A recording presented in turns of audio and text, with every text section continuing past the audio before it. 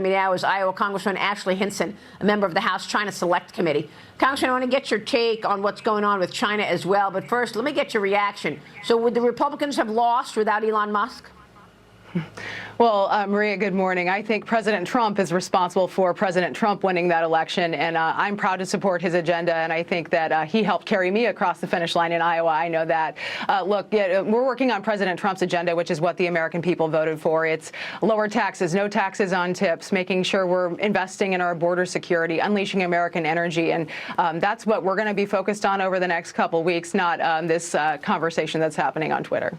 Has it gotten in the way of your work on the big, beautiful bill? I mean, the bill is now in the Senate, and you've heard your colleagues in the Senate talk about the fact that you need more cutting, $37 trillion in debt, that's going to $59 trillion by 2035.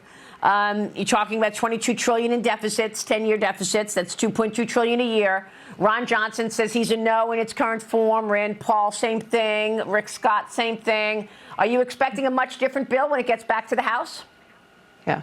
Well, I think we really threaded a needle through the House, Maria. As you know, we have a very narrow majority, and one thing's for sure, it's that Republicans do agree on more than we don't agree on, right? When we look at bills like this, we know we want to cut as much as possible. We know we don't want unfettered illegal immigration. We know we want to unleash the American economy, and that's what this bill does. And I think the real contrast here that we're dealing with, Maria, is the contrast with the Democrats, right? They're out there saying illegal immigrants should have Medicaid. They want to raise taxes on the American people. So I look forward to the conversation. I think the one big beautiful bill is in good shape going into the Senate. Obviously, I want our senators to have a part in the conversation too. But at the end of the day, when I look at those numbers that you just cited, CBO has been incredibly wrong. I mean, you look at how wrong they were about the 2017 Tax Cuts and Jobs Act, $1.5 trillion off. They were wrong about the IRA. So I look at what this is going to do to the American economy. Iowans are telling me that this is about certainty. It's about making sure that they can spend their own money, keep more of their own money, and our small businesses are just so hungry for this certainty, and they're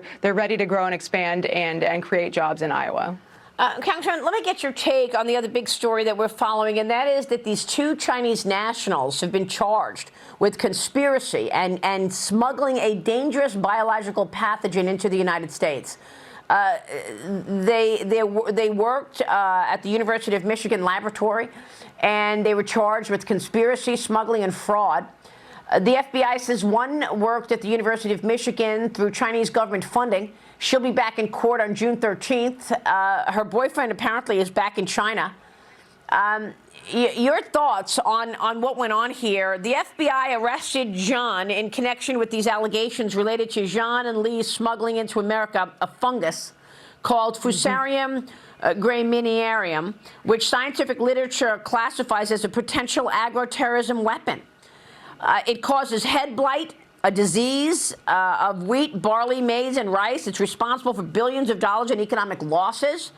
And we have a transcript of their conversation, which the FBI released. And their conversation surrounds how they're going to get this into the country. One asks the other, where did the seeds get put? In the tube? Jean says, I put them in my Martin boots in a small bag, the Ziploc bag, very small. Lee says, that's good, just put it in your shoes. Jean says, I stuffed them in the shoes. And then they mentioned the teacher that gave them the seeds. Lou says, Teacher Lang's seeds must be placed well. Jean says, where to put it? I only have one pair of shoes. The insole cannot be pulled off. Lee says, did you bring just one pair of shoes? Jean says, 3 pair, wear 1 pair. So what can you tell us about this? Yeah. Well, first of all, thank goodness we have President Trump and Director Patel who are willing to take these people to task, hold them accountable, and arrest these people. But we clearly have an adversary here who is intent on undermining the United States. So this time it was bringing the seeds in. They've tried to steal the seeds from my district to take them out of the country, to reverse engineer them. So I think it's very, very clear they want to cheat, they want to steal, and they want to undermine the United States. So again, this is about accountability. We have to start looking at things differently. differently in how we allow these students in, right? They allow 800 American students in, but we allowed 277,000 of them into our country. So we should be going into this eyes wide open with their intent. They are trying to access our research institutions and our universities, and then they're using all of their intel and they're bringing things in to continually undermine us. And we can't allow this to happen while they're using our technology, literally weaponizing it against us. So we shouldn't be funding our own demise. Well, I mean, yeah, and I did a whole special on this called Underwriting the Enemy. It's good. You're right. We're funding our demise. I mean, we've got Chinese stocks traded on U.S. exchanges right now. And unwitting or witting investors buying those companies, that is, in fact, funding the expansion of the Communist Party of China. Because the laws are the laws. If those companies get an order from the CCP to give them information, to do something, then they have to follow those laws. So what can you do about it as an elected official? This is more than just, oh, they're stealing intellectual property. Is this not a national security threat? It is. I think about what this could have done to a state like mine, Iowa, where we grow a lot of corn and soybeans, Kansas that grows a lot of wheat, the entire impact to the American agriculture economy. It's why it's so important to take a look at our ag supply chain. What are we reliant upon China for? I've introduced a bill along with Senator Ricketts to do exactly that. What are our vulnerabilities? How can we as policymakers shore up those vulnerabilities and work with President Trump and Secretary Rollins to protect our agriculture industry? Food security is national security. The reason they're trying to cheat and steal our stuff is because they don't have the innovation that we have. They don't have the land that we have. They don't have the American hardworking spirit that we have in the American farmer. So I think that's the first step. The other step is, again, accountability. And I think that's exactly what we're starting to see under President Trump's administration. All right, Congresswoman, we'll be watching. Thanks very much for joining us this morning. Ashley Hinson, good to see you. Quick break, and then this stable